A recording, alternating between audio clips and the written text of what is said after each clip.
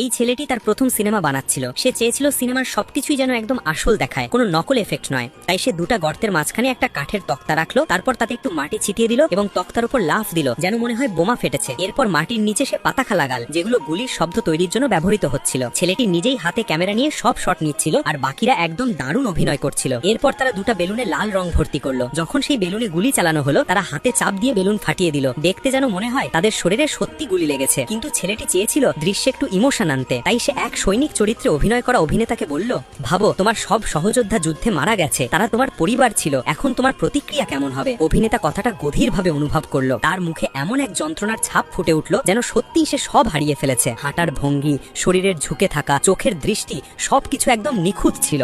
পেছনের সবাই মাটিতে শুয়ে পড়লো যেন মৃত সৈনিক, আর সে একা দাঁড়িয়ে তাদের দিকে তাকিয়ে কাঁদতে লাগলো।